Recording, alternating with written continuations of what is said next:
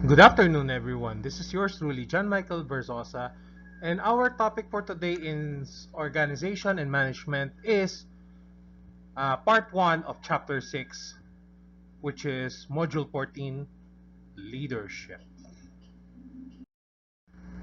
We have two quotations or motivations of the day, and the first one is by Parshad Asel, and according to him, without leadership, there is no vision. Without management, there is no action. And without effective communication, there are no results. The next quotation is a favorite of mine, and this is by Lao Tzu. And according to him, a leader is best when people barely know he exists. Not so good when people obey and acclaim him. Worse when they despise him. But a good leader who talks little, when his work is done, his aim fulfilled, they will say, "We did it ourselves." So, definitions of leadership. There are many different ways to define leadership as a hallmark management function. Ibig po sabihin, marami pong kahulugan kung ano ang pamumuno.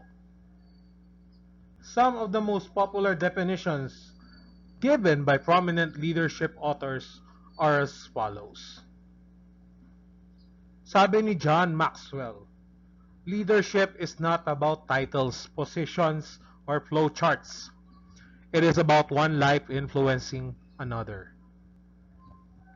According to John Baker, leadership is accomplishing things that reach beyond solitary abilities by acting and getting others to act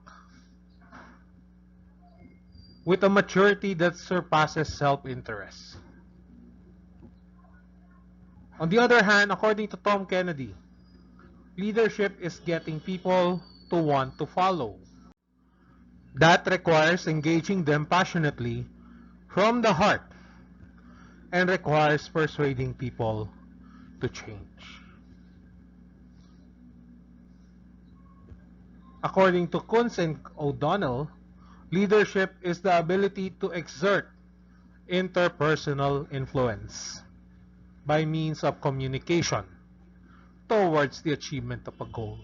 So we have previously discussed goals, and we will discuss communication later. For R.T. Livingston, leadership is the ability to awaken in others the desire to follow a common objective. And then, from Peter Drucker, leadership is the lifting of man's vision to higher heights, the raising of man's performance to higher standards, the building of man's personality beyond its normal limitations. And last but not the least, from Louis Allen, a leader is one who guides and directs other people. He gives his followers direction and purpose by influencing their behavior. Napakarami pong kahulugan ang definition ng leadership. Hindi po tayo mauubusan. So pick your own personal definition of leadership. Elements of leadership are as follows. First and foremost, it's about emotions. Next, it's about understanding yourself and others. And not just understand, but also managing yourself and others. Leadership must also need some form of communication, influence, and to motivate the people around you. Forms of leadership.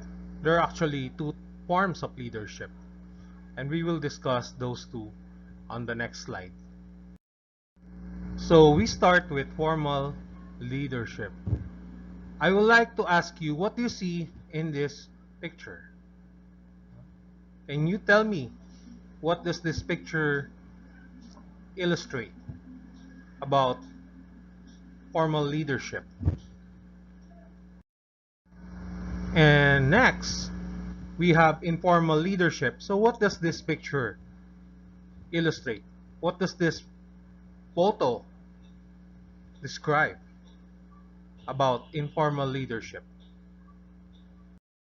So for the forms of leadership, you have either the formal or informal. So what is the difference between the two forms?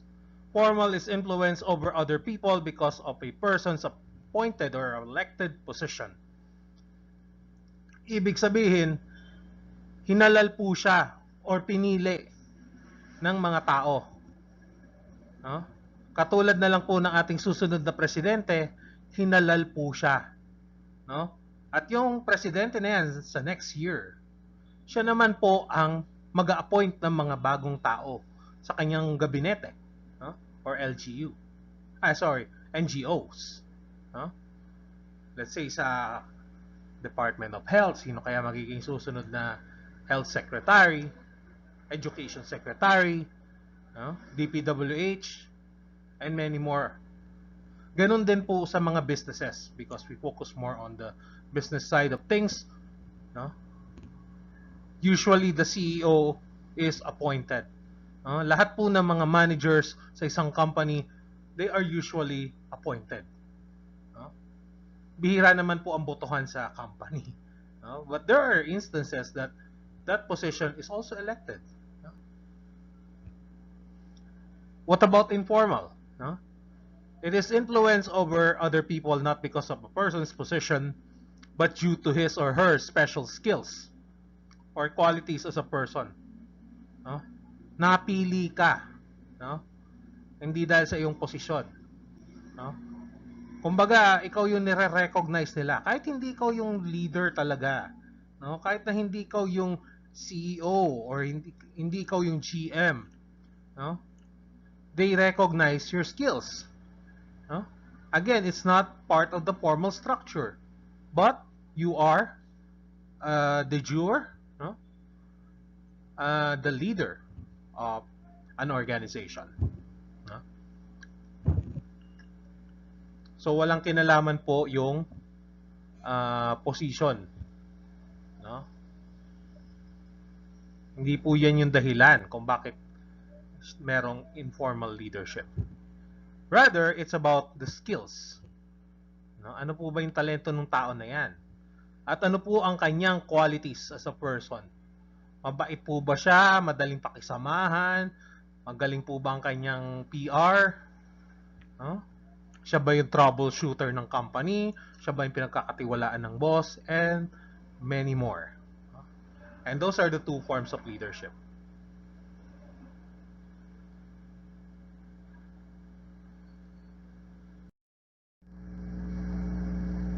So, the nature of directing or leadership. Again, each book has its own different parameters regarding the nature of leadership or directing. But for now, as senior high school students, we'll just follow the book. So one of the key characteristics of leadership is that it must have clear, I will emphasize that word, clear, vision and objectives. Bakit po kailangan clear? Bakit kailangan pong malinaw? Because if it's not clear, paano na yan? Maglalabo-labo na lang po tayo. There must be that element of alignment between these three items. Si values,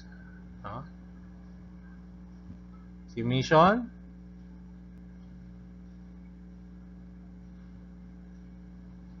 and si vision.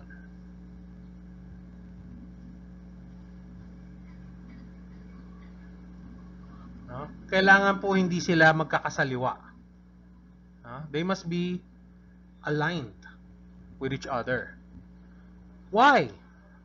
Because if they are not aligned, how will you be able to formulate your strategies for the organization? Yun lang po ang the best answer as to why You must possess a clear vision and objectives in leadership. Next, you have the leader-follower relationship. Here in a classroom setting, it's like I am the leader and you are my followers. No? You may not agree with what I'm saying most of the time or all the time, but I am the leader. Now, kung may kontra, if you're against what I'm saying, then you can say it. You're free to voice out your opinions as long as you are not stepping your boundaries. But a key relationship between a leader and his or her followers is very important. Not just in education, not just in business, but in all forms of management. Sa gobyerno, sa businesses, organizations, kailangan po merong established na relationship. Bakit? No man is an island. So, yun ang kailangan nating i-establish. No? Because kung yung follower mo does not have a good relationship with you, then how can you become an effective leader? So how about influence or persuasive power? As leaders, we have the ability to influence or persuade the people around us or even below us. Ikaw ang pakikinggan nila. You are their so-called voice of reason. Kumbaga sa business, sa trabaho, sila dapat yung guardian angel mo. Influence. So you might influence them to do what is right for the company. They might persuade you to do what is best for business. And maybe what is even best for you. Before I decided to teach, I used to work at the job site. And my boss, who happens also to be my project manager, he persuaded me. He talked to me and said, do what you want to do and live your life without regrets. I will always remember those wise sayings. Huwag mong paabutin yung sarili mo na matanda ka na at wala ka na magawa. Huwag mong hintayin yung araw na hawak ka na lang sa leeg ng iyong amo. Whether you like it or not, the only answer is yes. Yes man are made by not so good leaders. Wala silang gustong marinig kundi opo boss. Opo boss. Opo boss. So please do not let yourself be like that. I hope that we all find our leader or mentor in the workplace, maybe in school, maybe at work, but keep your friends close and your leaders closer. So recap lang yung tatlong binanggit ko. You have the clear vision and objectives. Kaya po kailangan ng alignment because the company must know where it should go. Where will the organization should go? So the key word here is where. Saan tayo within 5 years? Saan tayo in 3 years? Saan tayo kahit end of the year man lang? A leader cultivates focus to reach the goal. Again, we have already discussed the goal. The goal needs a plan. And a plan needs that vision, mission, and values. So pag hindi mo binase yung plans mo from the company's vision and mission and also the values, mawawalan po ng saysay yung lahat ng planning, organizing, leading, and controlling. Clear vision and objectives also serve as the eyes, the mind, and the heart and the spirit of an organization. Yun po yung nagmo-motivate sa mga tao. Yun po ang nagmo-motivate sa isang organization. And motivation, we will discuss it in the next module. No? But tayo, no, kailangan po natin ng mata. There are some people who are blind, but they have people who serve as eyes for them. No? Not necessarily the eyes, but the vision. Someone who will help them see where they want to go. We have minds, but not all people have brains, di ba? Hindi naman po lahat ng tao may utak. We have a heart, but not all people ay merong puso. Spirit. Hindi po lahat ng tao ay may fighting spirit, kahit lahat tayo ay may kaluluwa. For the leader-follower relationship, on the other hand, it's about developing and maintaining good working relationship. Yun lang naman po yun eh. Parang tatay-nanay lang po natin ang mga leader. Hindi rin naman sila masaya kung hindi ka in good terms with them. No? And vice versa. Biruin mo, araw-araw mo makikita yung boss mo, tapos hindi kayo magkasundo. One has to give. Sinong mag-a-adjust? Ikaw ba na follower o siya na leader? And recognize the differences. People will have differences. No? Kahit balik-balik ta rin natin ang mundo, we might not have the same religion, we might not have the same political stance, we might not have even the same preference of food, we might not even have the same family values, morals. Pero we must recognize each other. We must respect each other's opinions. And capitalize the strengths that possess of both leader and follower. And last but not the least, influence of persuasive power. Yun nga po, no? Usage of power to influence other people to act in a certain way. You can say, oy, kapag ginawa mo yan, you will be one of the candidates for promotion. Diba? Yung minimit-himit mong promotion na merong glass ceiling, tatanggalin ko, panandalian yung glass ceiling. Or kung hindi man promotion, sige, pag nagawa mo to, na-accomplish mo to, we will talk to the boss, to the higher-ups, na bigyan ka ng pay raise. No? O kung ano man benefits na gusto mo. Because you accomplished this difficult task. Yun. Yun po ang influence of persuasive power. The ability of the leader to push you, not to resignation, but to accomplish the things beyond the usual limitations. Lahat po tayo may limitasyon. Pero kung merong magsusuporta sa atin na leader, magagawa po natin ang lahat ng dapat magawa. So, power and influence. First, let's start with power. Sabi nga dun sa kanta nung 1980s or 90s, I got the power! Power! Power! Diba? So, ano po ba yung power? Tagalog is kapangyarihan. Mas nakakatakot pakinggan. So, it is the potential ability to influence the behavior of others. Let's say si barangay chairman. Kung mahigpit si chairman, medyo ilag yung mga tao. Diba? Medyo, ako si chairman, nakakatakot to, mahigpit to. Diba? May kapangyarihan si chairman, pwede kami ipasamon or whatever. Sa business, sa corporate, si boss, may kapangyarihan tong sibakin tayo pag hindi tayo nakapag-perform. So, it influences your behavior whether directly or indirect.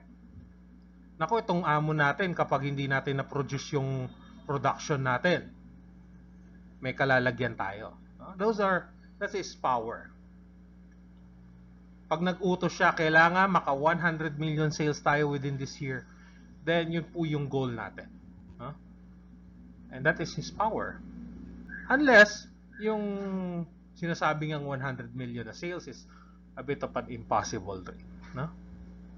As long as feasible yung pinapagawa niya, then that power will remain. Pero kung halimbawa sinabi niya, okay lang, maka 1 billion sales ka, pero ilan lang kayo sa opisina, 2 lang yung ahente.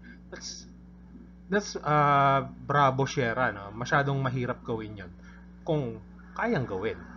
But it's far-fetched, so to speak. Influence, on the other hand, is the effect of a person's actions have on the attitudes, values, beliefs, or behavior of others. Minsan kasi gaya-gaya lang tayo, no? Nakikita natin yung amo natin ng mabait, nagiging mabait din tayo. No? Sila yung ating, um, pwede mo sabihin indirectly, sila yung idol natin. No? Hindi ka naman siguro masukan sa company na yan kung ayaw mo dun sa boss mo, no? Or sa leader ninyo. What's the point? You're just agonizing yourself. So you believe in the attitudes, no? The values, the beliefs, behavior, the culture of the organization. Hindi ka naman siguro magtatagal dyan kung kasuklam-suklam yung yung mga nabanggit na yan, no? But influence, no? Malaki po ang impact sa atin. Hindi natin nararamdaman na bit by bit we are changing our attitudes. Siguro dati magastos ka, no? Nakita mo yung boss mo, simple lang ang pamumuhay, nagiging makunat ka na rin or kuripot, no? Or stingy, so to speak. That is the difference between the two items. So types of power, there are two types, no? Pero discuss muna natin si position power, also known as hard power. So you have here first is the legitimate power. So this is power coming from a formal management position. Ibig sabihin, inalal ka, itinalaga ka dyan, no? Inappoint ka. So hindi po yung nangaangkin ka lang ng hindi sa iyo. Hindi yung tipong feeling na tagapagmana ka pero hindi naman, no? Yes, legitimate power, hindi ka naman talaga tagapagmana pa rin eh. Pero legitimate ka, no? Kasi inappoint ka ng CEO, no? Or the president of the company. Oh, ikaw ang mamuno dito. No? Yun po ang legitimate power. Next, reward power. Potential to impact others based on the control over the distribution of, ayan na, no? Keyword, distribution of rewards or desired resources. No? So, pag nagawa mo to, no? Kuwari si, ano na lang, no? Isang empleyado. O, employee A, pag nagawa mo to, pwede kita i-promote. Pwede kitang ilipat sa mas mataas na position. Or nangangarap kang ma-promote sa, ma-assign sa ibang branch. Diba? Why not? I can make it happen. So, itong reward power is like, para siyang quote-unquote genie ng organization. Huh? Pag nagawa mo. Next, you have your coercive power. Ito yung medyo nakakatakot na version ng position power. That's why people are afraid. Bakit? Ano ba yung kinatatakutan nila sa coercive power? Authority to punish. Sino bang hindi takot maparusahan? Kahit naman ang magnanakaw, mamamatay tao, takot. Mga bata, takot. Tayo mga ordinaryong nilalang, takot tayo. Na, let's say, takot tayo makulong. Diba? Takot tayo ma-torture. Hindi po ba? Takot din tayo mamatay nang wala sa oras. Binaril ka ng walang kalaban-laban, natukhang ka, na EJK ka. But that is on the public side. On the business side, usually the worst punishment is natanggal ka sa trabaho. Kasi pag natanggal ka sa trabaho, you're fired, nandun yung record mo. Kasi itong tao na to nagnakaw ng pera ng kumpanya. Or nagsisinungaling, nangungupit ng pera ng kumpanya. Yun yung isa sa mga pinaka-worst And even if, let's say, nag-file ka ng case against your boss, no? Whether NLRC, sa DOLE, no? You may win, pero ang pangit ng connotation. Naku, itong si employee na to, kinasuhan niya yung amo niya. No? So kahit natalo mo si coercive power, ikaw pa rin ang dehado sa huli. No? People are afraid. That's why they follow you. No? Yun po ang pinagkaiba naman ni coercive. Legitimate pa rin siya, pero meron siyang element na pwede kanyang parusahan. Of course, these people, no, these leaders cannot lay their hands on you. Ibang usapan na po yun. Pero yung threats, no, na, pag hindi mo nagawa yan, alam na this. No? Ano ba yung punishment? Pwede kang matanggal, ma-reprimand, matawag ng HR, or even pinaka-worst case siguro, kasuhan ka ng amo mo. Diba? So, okay lang kasuhan ka ng amo mo, pero pag ikaw, kinasuhan mo sila, medyo tagilid ka pa rin. Diba? Next, soft power or personal power. Expertise power. The person's special knowledge or skill regarding the task being performed. No? Each one of us has his or her own special knowledge or skill. No? Kanya-kanya po tayong talento. No? Doon po tayo sa forte natin as much as possible, lalo na kung employees tayo. No? Huwag na po natin pakialaman yung trabaho ng iba kasi tayo, no? Tayo mismo, punong-puno na tayo. Hindi na tayo magkaundagaga doon sa ating araw-araw na trabaho. So, wag na po natin pakialaman. No? Balang araw, kung mamamasukan kayo, wag nyo nang pakialaman yung trabaho ng kasama nyo. Hayaan nyo siya kung ano man maging pagkakamali niya. No? You do your own thing. No? Mind your own business. And referent power. So, personal characteristics that command others' identification, respect, and admiration, so they wish to emulate their individual. Kahit hindi ka reporting sa kanya, no? Kung nire-recognize naman siya ng kumpanya as one of the top producers, no? Kunwari sa sales siya, or fair na HR manager, no? Pwede mo siyang i-idolize, di ba? Not saying na you have to worship that person, but these people command the necessary respect and admiration.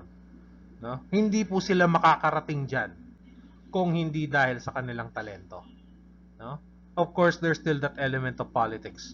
But, yung politics, pang ano na lang yan eh. Pang laban na lang nila yan eh. Pagalingan na lang dyan. Pero yung skills, no? Kahit may politics ka, kung wala ka namang skills, hindi ka rin makakaangat. So here are the essential leadership traits. Pakita ko lang, no? I-highlight ko lang, but I will discuss this one in the synchronous lesson. You have the drive and passion, desire to lead. Actually, ano na siya, no? Parang given na yung mga keywords na yan eh. Integrity, self-confidence, analytical ability, job-relevant knowledge, flexibility, creativity, sense of humor, charisma, and emotional intelligence. We will discuss this more in detail sa synchronous lesson. But I'm sure you already have the gist kung ano po ba ang karakteristik ng bawat isa sa mga leadership traits na yan. Next.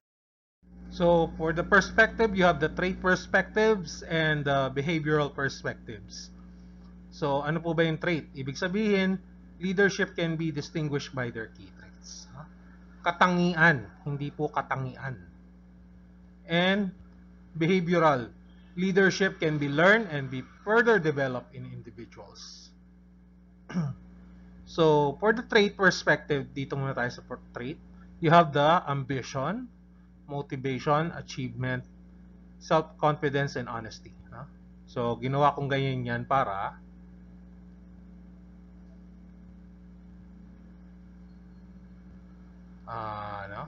mnemonics natin, A, M, A, S, H, no? A mush. No? So ano po ba yung ambition? No? Kailangan ang leader, meron din po siyang ambition. Hindi siya pwedeng papatay-patay lang. No? Parang sa manliligaw yan. No? Ano po ba ang ambisyon ng isang lalaki? Hindi po ba mapasagot yung kanyang sinisinta? No? Eh kung wala siyang ambisyon, o torpe siya, no? Actually, combination na tong dalawa, ambition and motivation. Meron ka nga ambisyon pero wala ka namang motivation. No? Halimbawa, sinabi ko, gusto kong maging jowa si Ivana Alawi. That's my ambition. That's my motivation. Pero, hindi ko naman ginawa, no? Wala naman ako ginawa. Wala rin pong saysay yung ambition mo and motivation mo. No? Ganon din po sa company. No? The leader must have his or her ambition and the motivation. At kailangan i-relay din po niya sa mga tao yun. Na kailangan magawa natin tong bagay na to. At kailangan i-motivate din niya po ang mga tao na nasa paligid niya para mag-accomplish. No? So magdudugtong po siya sa number 3 for that high sense of achievement. No? Magawa niya po yung kanyang ambisyon at yung motivation niya kailangan ma-achieve po. No? Hindi po basta-basta yan. No? Itong tatlo pinakamahirap din po. No? Actually, lahat sila mahirap. No? Because, para ma-accomplish mo naman tong tatlong to, no? To, ambition, motivation, and achievement. Mas mahirap to. Kalaban mo kasi dito sarili mo. No? So, you need self-confidence. No? You must believe in yourself na kaya ko to. No? Self-confidence to motivate yourself. And once you motivate yourself, you will do the ambition. And once you have that ambition, magagawa mo tong achievement. So magkakarugtong po yan. And in order to accomplish self-confidence, you need to be honest. Not just to yourself, but to the people around you. No? Kailangan meron kang integridad. No? Maka naman, yes, ambisyoso ka. Yes, you are motivated. Yes, you want to achieve a lot of things. Yes, you have the self-confidence. Pero kung hindi ka naman honest, no? Hindi ka totoo, peke kang tao, or worse, niloloko mong sarili mo, sayang lang po lahat yan. Hindi niyo po magagawa. No? So, ito yung pinaka-importanting traits for me, no? Sa trait perspective. Now, for the behavioral perspectives, no? You have here, ano po ba yung yung behavioral? No? So, leadership can be learned and further developed in individuals. So, hindi naman po overnight meron ka kagad na leadership skills. Diba? Parang yan RPG. Hindi ka naman agad-agad magiging level 99. Hindi ka naman agad-agad magiging legendary. Diba? Simula ka muna sa baba. Unti-unti mo i-develop yan. No? So, you have the high-performing and the low-performing. No? So, tawag ko dyan minsan hilo. No?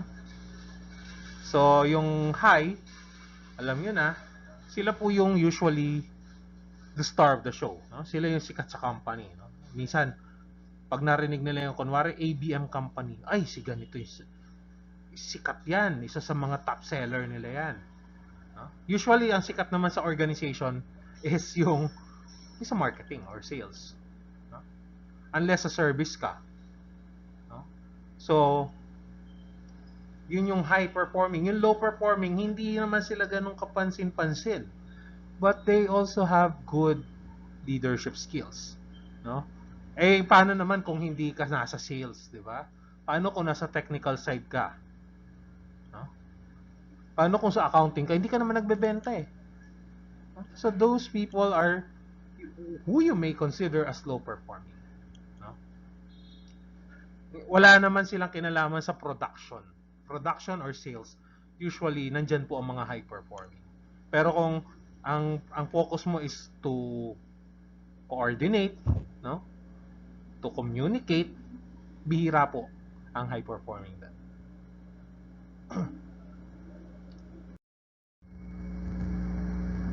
So leader versus follower. So yung leader qualities, no? Honest, competent, forward-looking, inspiring, and intelligent. For the follower naman, ganun pa rin, no? You must still be honest. No? Competent. Kasi kung leader mo honest tapos ikaw dishonest, nakakahiya ka naman, no? Ganun din, no? Competency leader mo tapos ikaw incompetent. Sayang na may pasweldo sa'yo. No? Dependable. Pag kailangan ka ni leader, pag may uutos sa'yo, magagawa mo yung trabaho. Cooperative. No? Marunong kang makipag-cooperate. Hence the word cooperative. Hindi po yung cooperative na business organization, ha? No? Marunong po tayo makisabay sa agos ng tubig. No? Whether you like that person you're working with or not. No? Walang personalan. Trabaho lang po. And last, loyal. You may be loyal to the company and then the company is not loyal to you, then ganun talaga, life is unfair, no? But someday you might become a leader, maybe not in this organization but on another organization, or maging ano ka, diba? Self-employed, maging entrepreneur ka in the future. So you must display that loyalty. So leaders can develop an understanding of their followers and create the conditions that will help them be the most effective. No? So yung leader, siya po ang bababa sa level ng follower. Siya po yung makikisama. No? Siyempre, kailangan intindihin niya yung mga tao. Understanding is the key. Huh? You may not love the people you have. You may not love your followers, but at least understand them. Why? Because it is better to understand than to love. No? Minsan may mga tao na mahal nila yung tao, kapwa nila, mahal nila yung kapwa nila, pero hindi nila naintindihan. Diba? Ang hirap nun. Ganun din po sa organization. You may not love that person, you might despise him or her, pero naintindihan mo siya. Naintindihan mo yung pinaguhugutan ng tao. Now, we're done with the leader and follower differences. Ngayon naman, leader and manager naman. Ano po ba pinagkaiba nito? Di ba pareho lang naman yan, sir? Leader, manager. Diba? Same lang yan eh. Well, there's a slight difference. So, manager versus leader. So, you have here first yung manager qualities. Ano po ba ang pinagkaiba ng isang manager versus leader? No? Again, I-mention ko na kanina, hindi po ba pareho lang yan? No? Merong qualities na meron si manager na wala si leader. Meron ding qualities na wala si leader na meron si manager. So, manager qualities include focus on the organization. Kaya nga po tayo manager. You should focus on the organization. Next, rational. Number 3, maintain stability. So hanggat maaari, yung status quo, ganun pa rin. No? The status quo, yung status quo. No? The status quo. No? Kailangan wala pong magiging malaking problema sa isang organization. So you are the troubleshooter. Next, assigns task. No? So, keyword natin yung task. No? So, ako parang nasa manager qualities ako so far. No? Because nagpapagawa ako ng performance task, mini task. Joke lang. No? Next, organizes. Again, keyword. No? Organizes. Yan naman talaga dapat yung mga characteristics ng isang manager. Analyzes. So, analyzes. Next, meron pa kaya? Wala na siguro, no? Position power. So, it's a hard power. So, hard. Mahirap. Joke. Matigas. Makapangyarihan. We already discussed kung ano pinagkaiba ni position power, di ba? Now, let's go to the leadership qualities. So, si leader naman, focus on people. Di ba? Hindi na siya nakatingin sa organization, pero sa tao naman. Next, visionary. So, ito kasi yung mahirap na quality. Itong dalawang to. Siguro lamang lang ng konti si leader kay manager. Kasi si leader, pwede naman siya maging rational. Pero, ito yung more na ginagamit niya na skill, which is visionary. Next, promotes change. So, yung change is not easy. Magkakaroon po tayo ng topic regarding change in the subsequent chapters or modules. Ito kasi stability. Lahat naman po tayo takot sa pagbabago. Pero, nangyayari pa rin naman ng pagbabago. Bawa, masaya ka na high school student ka, pero ang tanong, kunwari 30 years old ka na, gusto mo pa rin ba maging high school student? Siguro nangangarap tayo na sana high school pa rin tayo, pero yung nasa high school ka pa rin, literally, hindi po masaya yun. So there must be an element of change. At doon naman po nag-excel si leader. Next, defines purpose. So ito kasi nag-uutos lang to eh. Task. Ito yung gagawin mo. Ito yung gagawin mo. But si leader kasi, kailangan alam niya anong dahilan.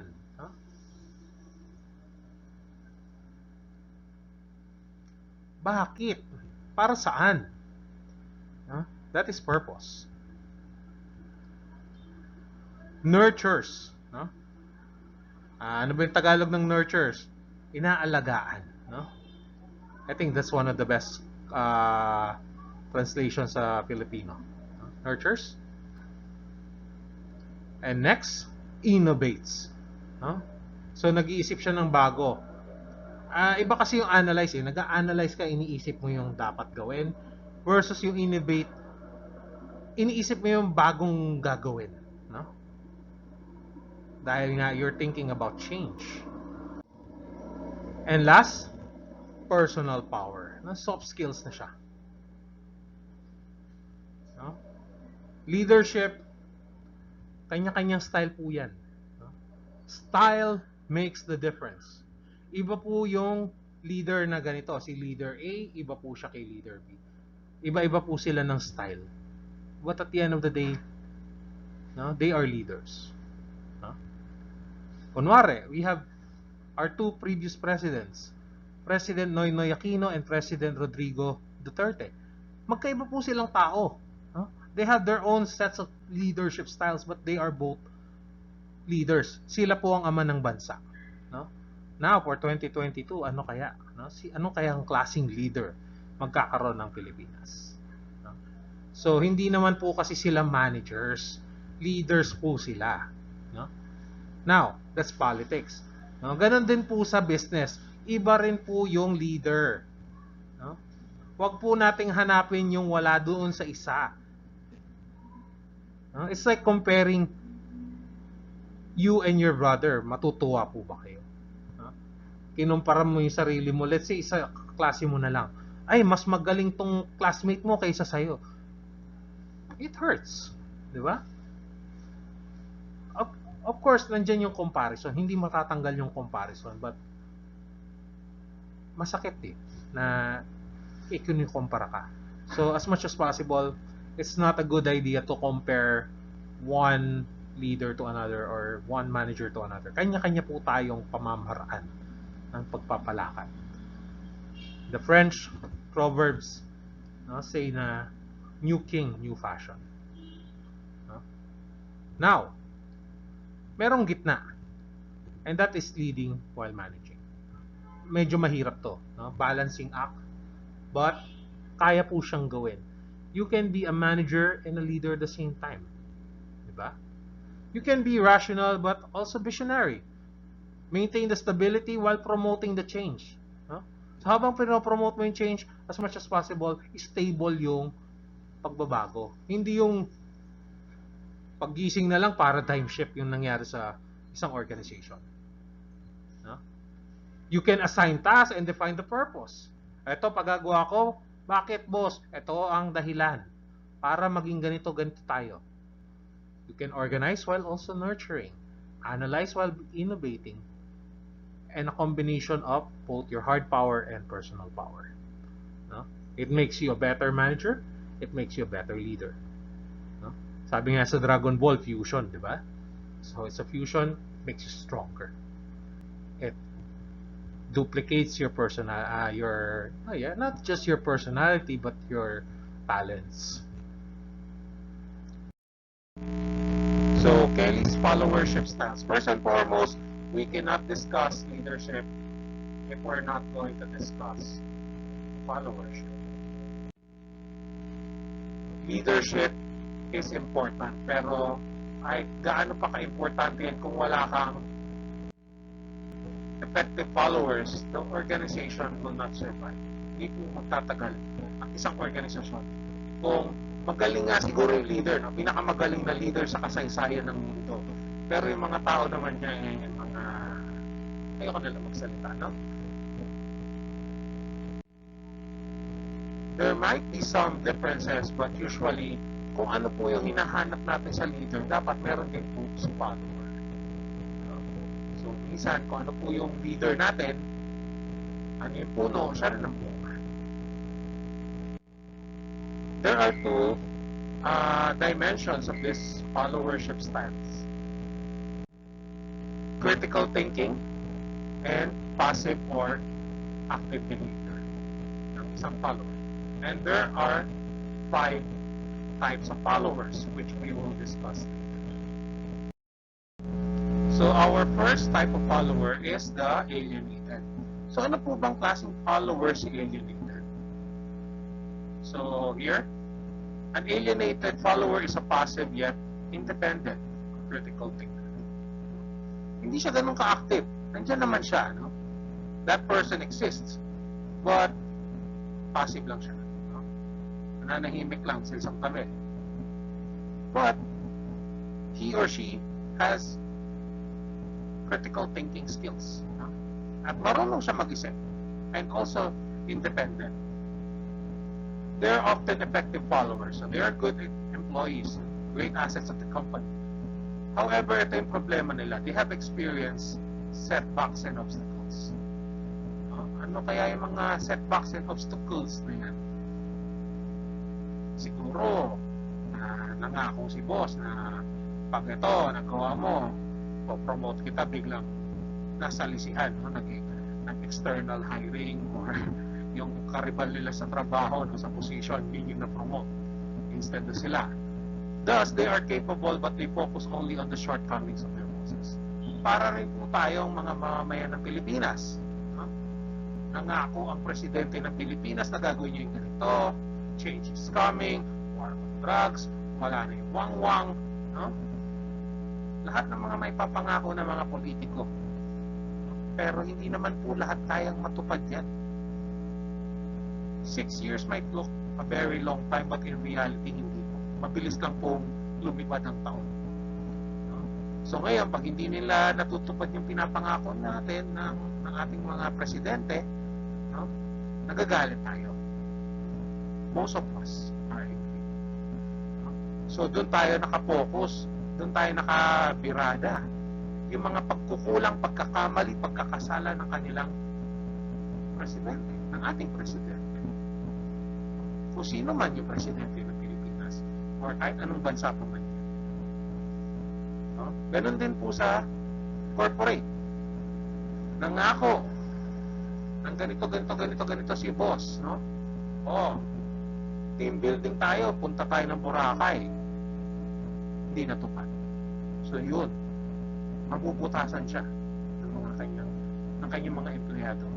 Doon siya atakihin ng mga empleyado. Especially si alienated. Kasi ito yung mga hindi maka-let go. No? They are able to think independently. Marunong sila mag-isip, as previously mentioned. But they do not participate in developing solutions. Yun nga po yung simula ng statement na ano ba naiambag mo? Wala. Puro kiyaw-kiyaw lang. No?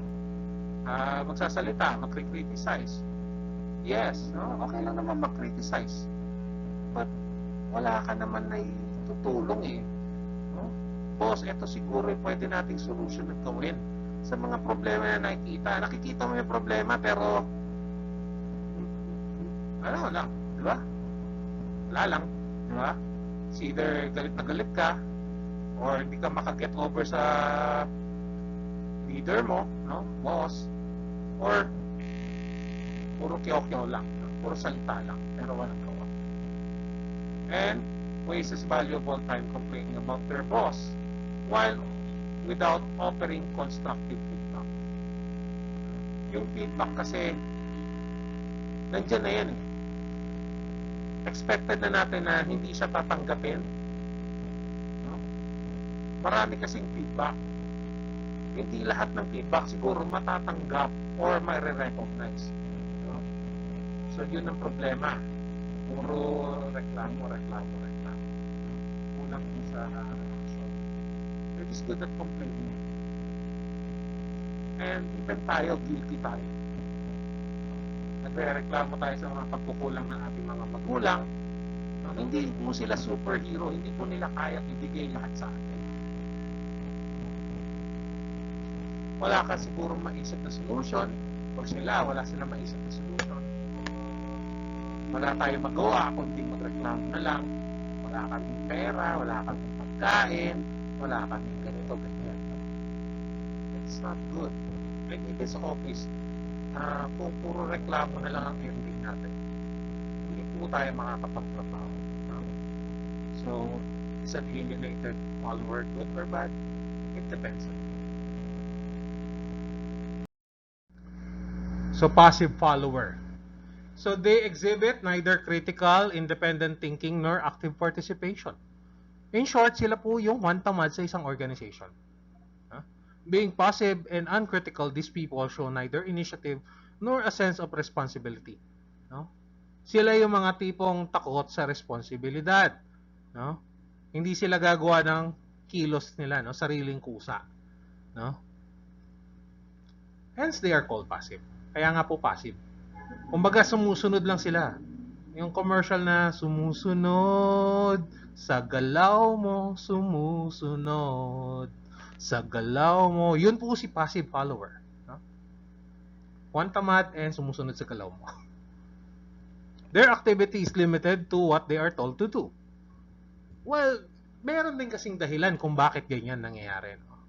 Na, kumbaga, nagiging hindi lang pala one tamad, hindi lang sila sumusunod sa galaw mo, kundi desucid pa sila. No? Di ba? Pag pinandar, di ba? Yun na. Kikilos na sila. Pero pag wala,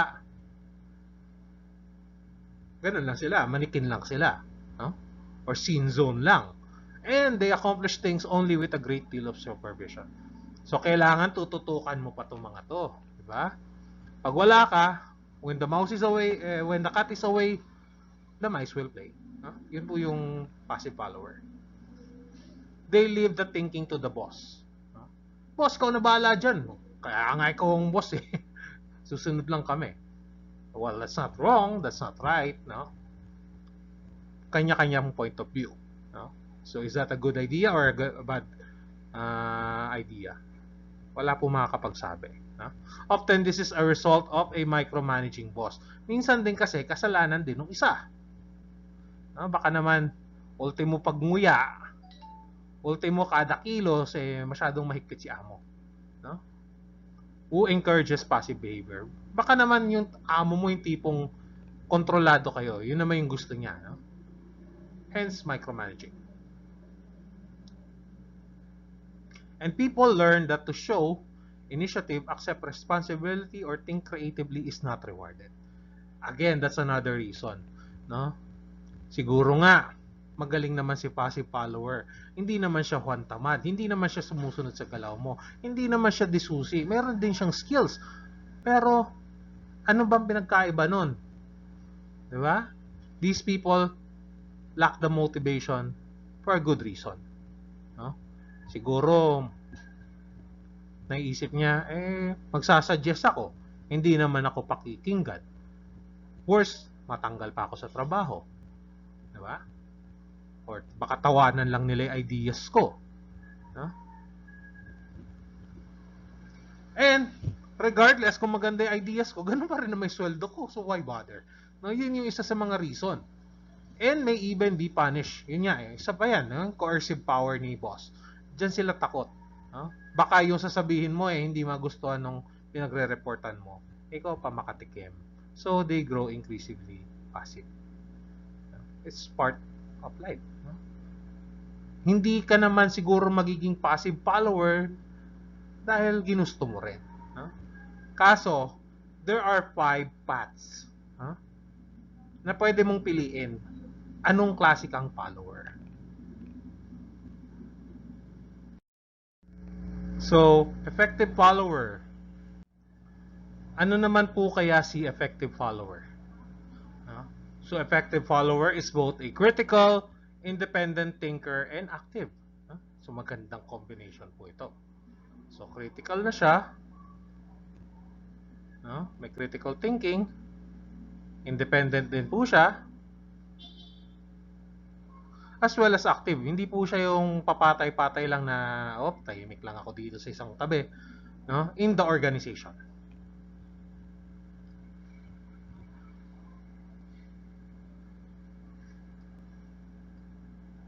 They behave the same towards everyone. Pantay-pantay lang po. Regardless of their position. So whether nasa taas ka, nasa ibaba, pareho lang po ang pakikitungo niya. They develop an equitable relationship with their leaders and do not try to avoid risk or conflict. So marunong din siyang sumunod. But not in a way na duwag siya. Kaya rin naman po niyang ipaglaban yung sarili niya. Pero hanggat maaari, they will try to avoid risk. They are capable of self-management. Sila yung mga tao na minimal supervision, hindi mo na kailangan bantayan. They discern strengths and weaknesses in themselves. Yun nga po ang importance ng personal SWOT matrix. You know your own personal strengths and weaknesses. Kilala mo ang iyong sarili. That's why that was my performance task previously. So you must be able to discern your strengths and weaknesses. Ano ka ba talagang klaseng tao ka? Suplado ka ba? Barumbado ka ba? Matalino ka ba? Diba? Or madali kang sumunod sa trabaho? Magaling kang empleyado? Alam nila yung strengths and weaknesses nila and also their bosses. They are committed to something bigger than themselves. So, hindi po sila makasarili. And they work toward competency, solutions, and positive impact. So, hindi lang po pang sarili, kundi itong tatlo na to. Paano sila magiging competent? Paano sila makagawa ng mga solution? Kasi sa work, lagi naman po tayong may problema. Hindi po tayo mauubusan ng problema. And ano yung magiging positive impact mo? Ano yung magiging contribution mo sa company or organization? Maybe not now, but in the near future. And that is our effective follower. So next, you have the conformist. Ano naman po si conformist? Participates actively. Baliktad naman po siya. Actively and willingly in a relationship with the boss but doesn't use critical thinking skills and is concerned only with avoiding conflict. So, hanggat maaari, iwas po sa gulo. I mean, you might consider that a good thing or a bad thing. Wala naman po talaga kasing middle ground. So, active na active siya. Di ba? Maganda yung relationship niya sa kanyang mga leader or manager or boss, whatever you call them. But, ano lang sila, no? More on oo lang. Opo, boss. Opo, boss. Opo, boss. Sunod lang po. Di ba? Kasi, concern only with avoiding conflict, ayaw din niya na pag kumontra siya, baka mamaya siya naman ang balikan. Di ba? I mean, that's a part of coercive power kasi. Natatakot sila na baka ganun ang mangyari sa kanila if they do not agree, no? Or if they use their critical thinking skills. This style might reflect an individual's over-dependent, no? Attitude towards authority. So yung isa, kanina, panay criticize. Ito naman, as a boy or as a girl, no? As a friend. Towards authority. Parang pag wala yung authority na yun, hindi na sila makakakilos. Yet it can also result from rigid rules and authoritarian environments. No? Kasi lahat nga po sila sumusunod kay boss. Ang nangyayari, ang leadership ng company or organization, it becomes authoritarian. No? Authoritarian environments that creates a culture of conformity. No, lahat po ng tao sa isang organization, puro opo, boss na lang. Hindi na sila makakontra. Kahit ayaw na ayaw nila, kahit kinasusuklaman nila yung mga idea ni boss, no? Or leader nila, wala eh. Hawak sila sa leg. Opo, boss. Ganun na lang. No? They're, para wala nang away. Kayo naman may-ari ng company, hindi naman kami. Namamasukan lang kami. Diba? So that's a problem with the conformist. And last but not the least, the pragmatic survivor. No? Ito naman yung tinatawag nating kapit tuko. No? So, the pragmatic survivor has qualities of all four extremes. No? So, siya yung nasa gitna. Kaya nga siya tumagal. No? Depending on which style. So, hindi lang kapit tuko, no? Ito yung tinatawag natin sa politics na balimbing. No? Or sa American or English language, they call it the turncoat. No? Palit-palit. No? Or pwede mo rin sabihin may multiple personality disorder tong tao na to. Hindi, joke lang. No? Marunong lang siya mag-adjust to the situation.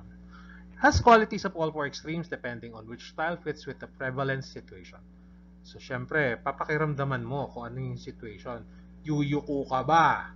Will you be passive? Will you be active? Ganun po yun. Uses whatever style benefits. Best benefits is his or her own position. Kung saan siyang style magbe-benefit, saan siyang style makikinabang. No? Baka naman pag nag-passive siya yun yung paraan para magtagumpay. No? Kung masyado ka namang nagbo-voice out, baka naman masibakasyon ka. No? His or her own position and minimizes risk. No? Kumbaga, ito yung mga hindi sila nag-all in.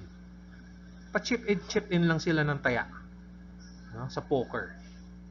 No? Unti-unti, bubuuin nila yung sarili nila until makaakyat sila sa taas. Di ba?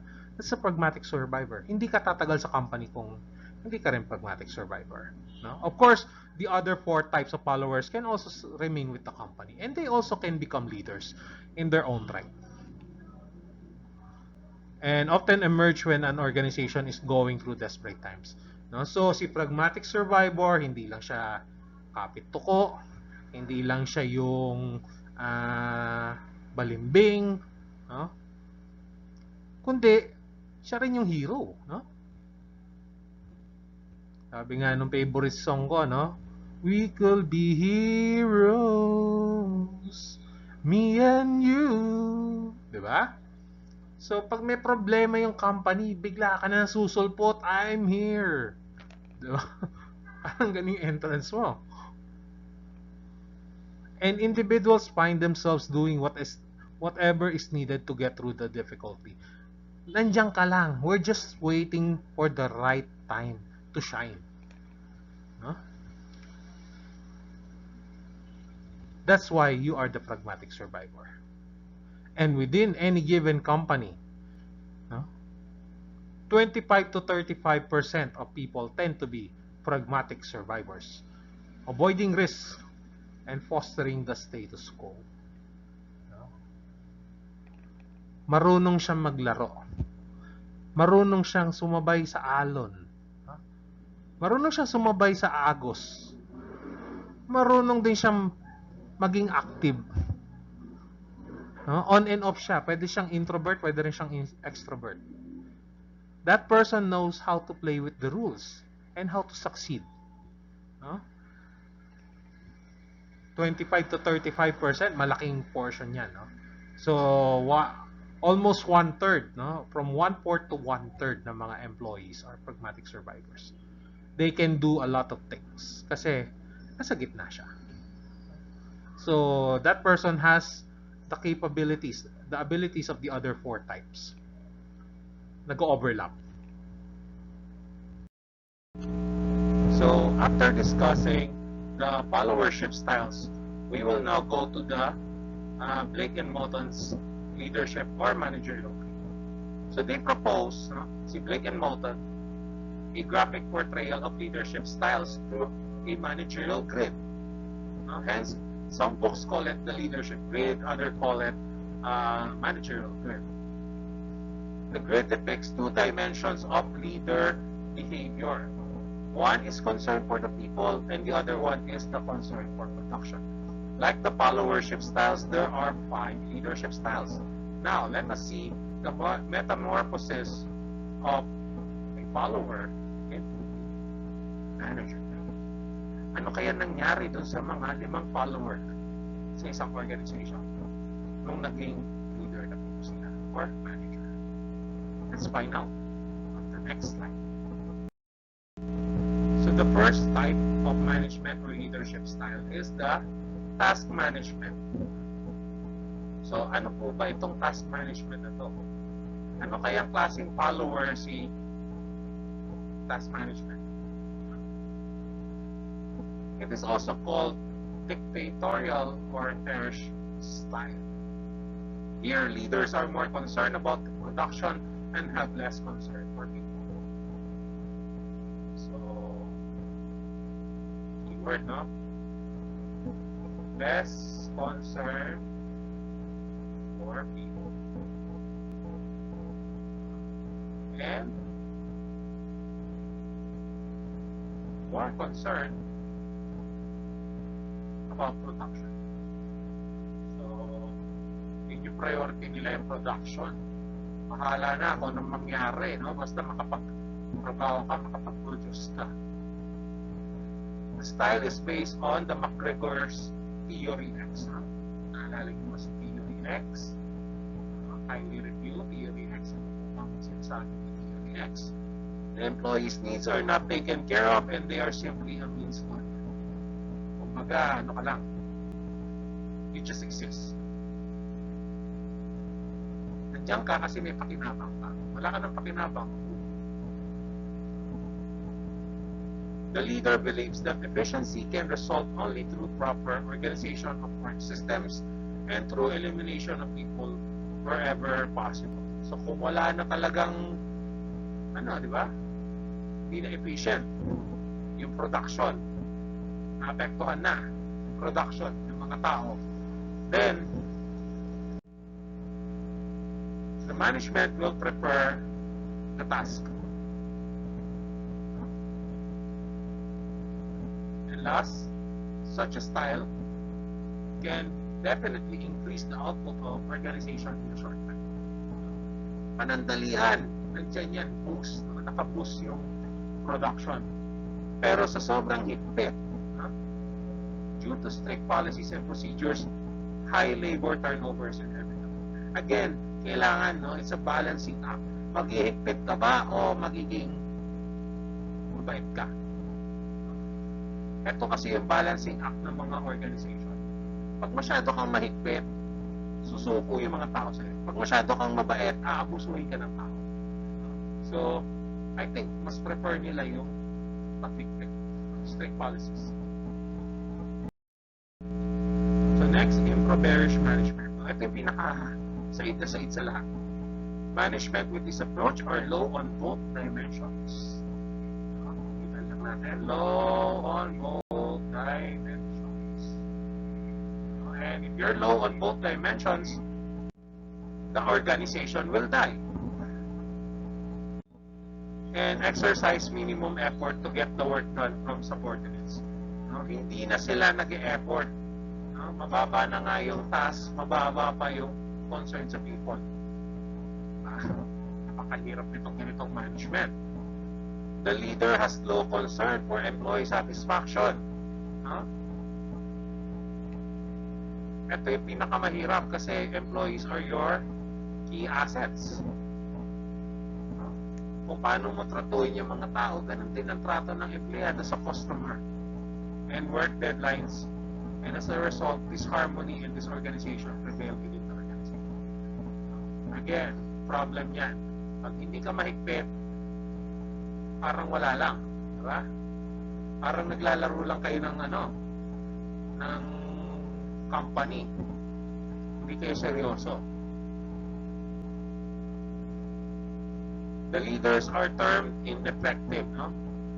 Kulang na lang tawagin, walang silbi. Wherein their action is merely aimed at preserving job and seniority.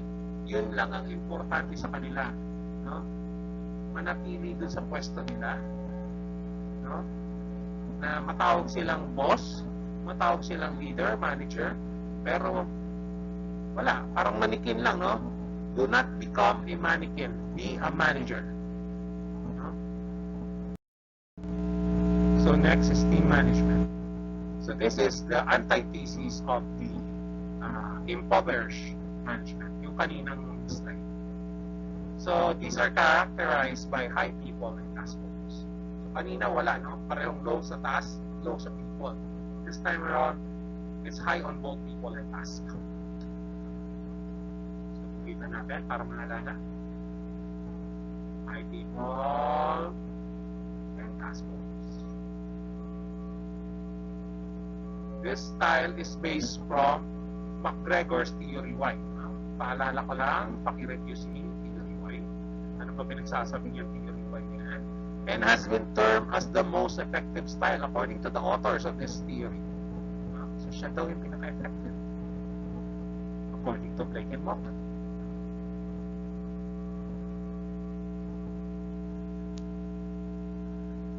Okay. Next. The leader feels that empowerment. Ano po ba yung empowerment? Parang binibigyan mo sila ng kapangyarihan. You're sharing your power to them, to your employees. Commitment. Importante yan. Hindi lang sa relasyon, kundi sa trabaho. Commitment. Trust. Tiwala. Ganun din. Magjowa, wala kang trust, wala kang commitment, wala kang empowerment, and wala kang respect. Ano mangyayari? So that's why ganito rin po ang secret formula para sa mga magjowa, team management. In creating a team atmosphere that will automatically result in high employee satisfaction. Ito kasi yung goal. Again, employee satisfaction is a reflection of how you treat your employees. Pag pangit ang relation ng employee to customer, ibig sabihin, pangit ang employer-employee relationship. At hindi lang po employee satisfaction, kundi employee production. Hindi po nadidistract yung mga tao na, ay naka, walang mangyayari sa atin dito. Hindi po ganun ang iisipin ng tao. Mas focus sila magtrabaho.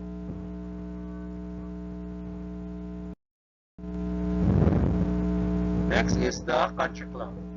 Ano naman yung country club, di ba? Minsan naisip natin country club, yung mga golf course, yung mga Valle Verde, yung nandiyan sa may Intramuros, yung mga naisip natin golf course. But let's see, what does country club? This is a collegial style. Again, balikan po natin si collegial. Ano po ba definition ni collegial? Check. Balikan po yung mga previous lessons. Style characterized by low task and high people orientation. walang masyado namang trabaho. Hence, country club, relax lang. Chill. Chillax.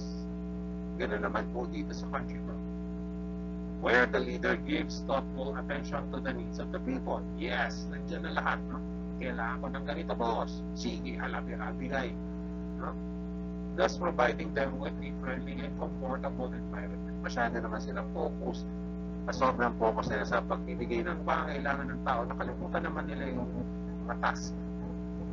The leader feels that such a treatment with employees will lead to self-motivation.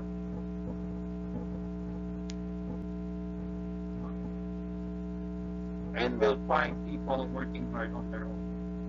Is it true? We don't know. It's a theory. But ito yung pinaka-main summary ng country club. And will find people working hard on their own. However, a low focus on task. Ito kasi yung problema.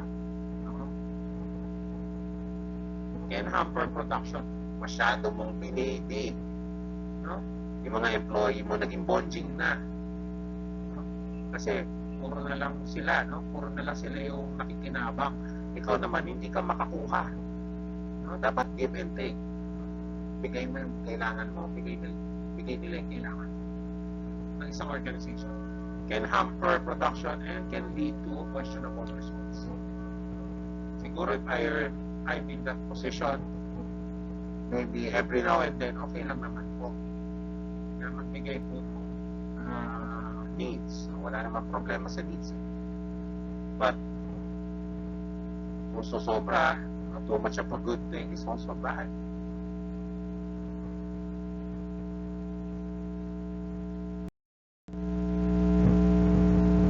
And last is the middle of the road.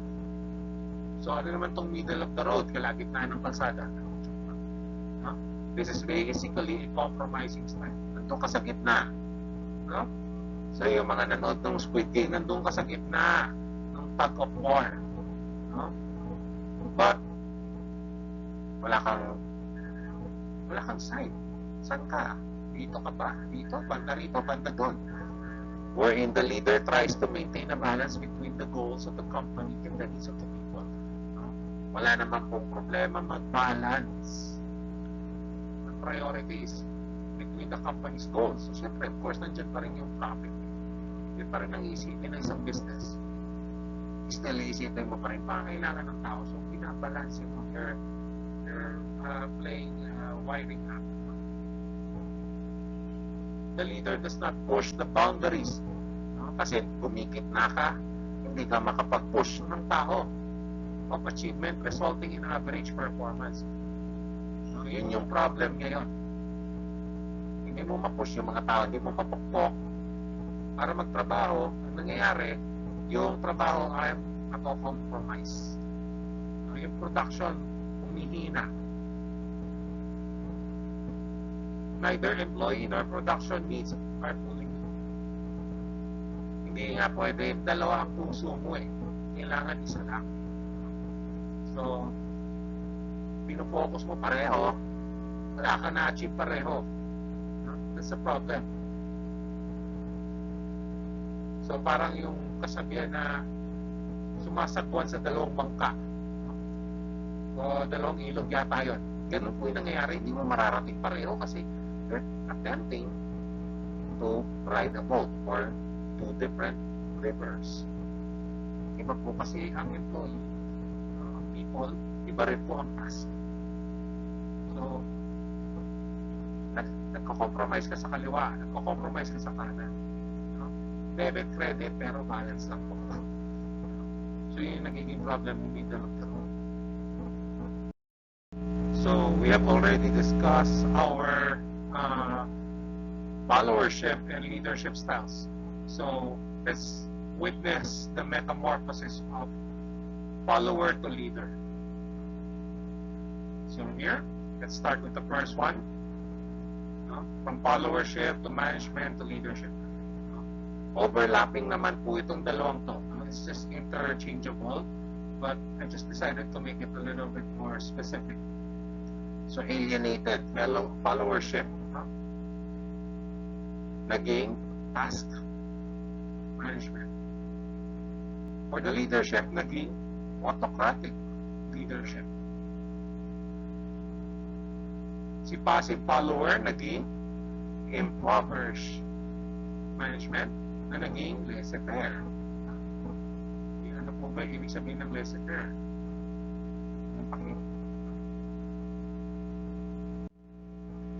So according to Google, no, laissez-faire is a policy or attitude of letting things take their own course without intervening.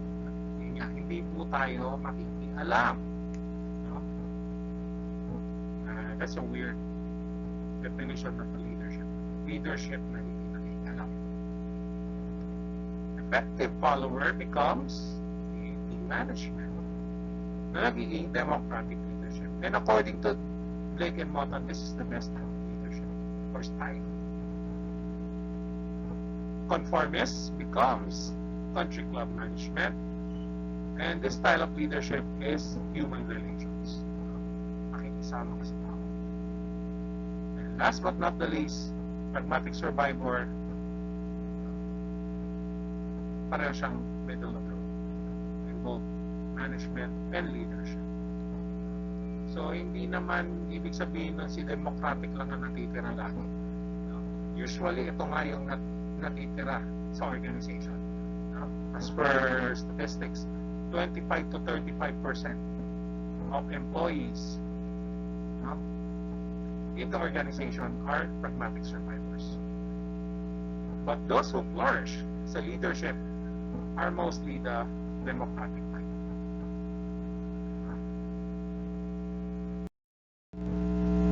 So, for additional types of leadership, you have here the charismatic, transactional, and the transformational leadership styles. I'll be discussing these three types, additional types of leadership sa ating synchronous activity. And for that, we end Module 14. Thank you very much. Add me on FB, IG, and YT. Kung sa mga hindi nakakaalam, it's Facebook, Instagram, and YouTube, at Forever Zosa. And as always, walang forever, pero may Forever Zosa.